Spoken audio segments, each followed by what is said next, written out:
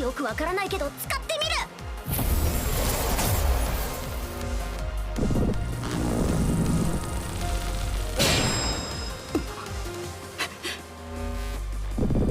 これは相手に出せる剣筋を表してるようだな。予測できてるフェイントはもうフェイントじゃない。俺の勝ちだ。Slime episode number 8. This one was misunderstanding. You know, last week we left off on the episode talking about how last week's episode was the true misunderstanding with kind of wires being crossed here. But I thought this was a very, very, very good episode.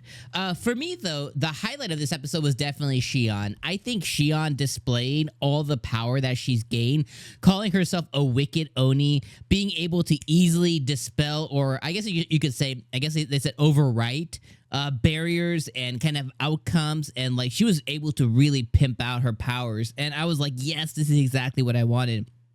So for me, Shion was definitely also the threat of Shion cooking is wild, but Shion was definitely the highlight of this episode for me. I think that like she was the one that kind of like really brought it home for me, and I like how she kind of kept pushing, pushing them, and eventually she just kind of like got on her knees or whatever, and or like she bent down and she was like, hey, look, I know you guys are all angry and all full of energy, but our boy Rimuru, he said, hey, not to kill any of you guys. I don't want to do it. Like, can I just show you my power? And like, hey, like if you guys like, if you see it and you're like, yo, I don't think I can beat her. Like, that's it, right? And then she like flicks a rock and takes a dude's ear out. I was like, ooh, shit.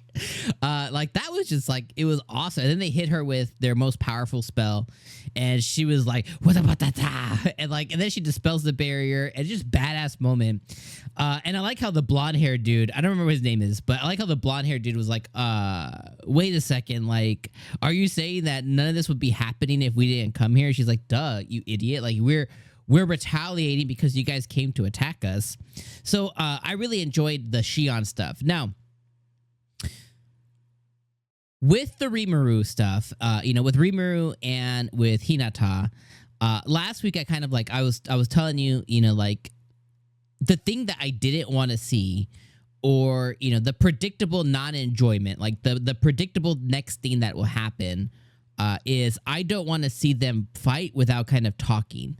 And that's basically what ended up happening is they did say some words to each other, and a lot of them were internal, thoughts, and not external. They weren't verbally said, but there were a lot of words exchanged. And through those words, I think it could have been surmised that, for both of them, because I think they both came to an agreement that what I sent you and what you heard and what you retaliate, like those two things are very different. And eventually, at the end of it, both Hinata and Rimuru, they were both on the same page. They both caught on that, something, they're being manipulated. Something is awry. But I do think that they could have gotten there a lot quicker if they would have talked from the beginning. When Hinata dropped her sword, I was like, oh, cool. She's realized that she effed up, that he's, obviously Rimuru's like super duper confused. He's like, I don't know. Like, he's like, I don't know what the hell's going on. Like, whatever. I was like, okay, cool. She dropped her sword.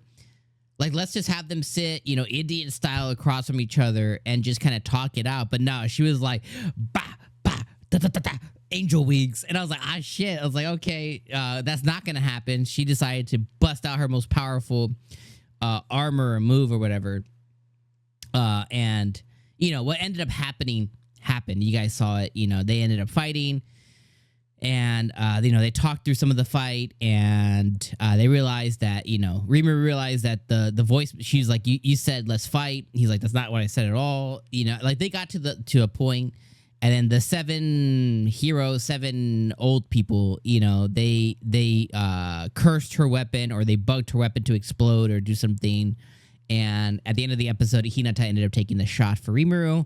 That action is going to go a long, long way. Hopefully, Rimuru can save her. I don't doubt that he can.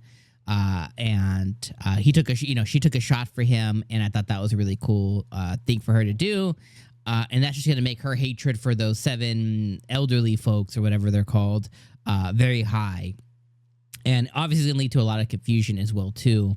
Also, I do want to mention the Raphael stuff. Like, she was on one this episode.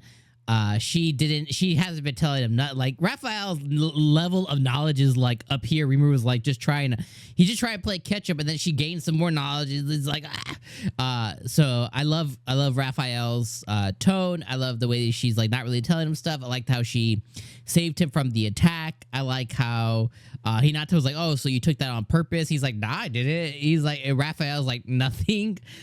All of that, just really hilarious stuff. I really enjoy that. Quite a bit. So let's see what ends up happening next. But at the end of everything, Benimaru overcame his opponents. The Beast Girls overcame their opponent. Sue overcame his opponent. I think he caught a fan because she was all like all blushy. Shion obviously overcame theirs. So everyone around them, I think is all on the same page now, which I think is really good. So I can't wait to see what ends up happening next. Last thing I'll talk about is the Luminus stuff. So at the beginning of the episode, Luminus and her butler and the other dude are like, okay, they're gonna take action. We don't know what they're gonna do. Maybe they're gonna come and visit Rimuru and try and verbalize and just kind of set things straight of like, hey, we don't want to fight or whatever. And I think that Hinata got to that point already, but I think they're gonna come and visit. But with Luminus, what the hell is who is she worshiping or feeling up on? Because she's like nine levels of naked, and she's just caressing this ice block of this lady who looks like 𝐒𝐮𝐩𝐸. If you guys remember 𝐒𝐮𝐲𝐸, the one who Rimuru, I'm sure I'm preaching to the choir of the fans here, but the one that Rimuru, kind of like took her mask and her appearance and stuff, but the girl in that kind of looks like 𝐒𝐮𝐲𝐸. Obviously, not completely, but just very similar features. Black hair, which is very Japanese, which means that she's definitely an isekai person, potentially. I guess I'm just kind of pulling at strings. I'm just bullshitting. But she looks like 𝐒𝐮𝐲𝐸, which just has very Japanese girl, characteristics, because, Hinata has those same characteristics as well, too. Also, Hinata's a tsundere. We just found that out, too. I forgot to mention that because she was all blushing at the end of it, where she talked about how, a little masochisty, a little tsundere. But anyways, what's up with the girl in the ice block? Like, I seen her before, and I seen her in the OP, I think it is. And I never really like, I seen it, and I was like, that's weird. But I never really like, made it a point to speak about it. But this episode was like, yo, like, why you gotta be caressing this ice block? Like, you putting your magic cubes into this? Like, what exactly are you doing? Like, are you trying to revive somebody? Like, what's the dealio? So anyways, if you know, because maybe it's covered in source material in the light novel or web novel or manga or whatever, because I think everything exists for this. If that's been discovered or said somewhere in the future or my future for anime only, don't spoil, but let me know your guys' predictions or what you think that ice block is for those who don't know in the comments.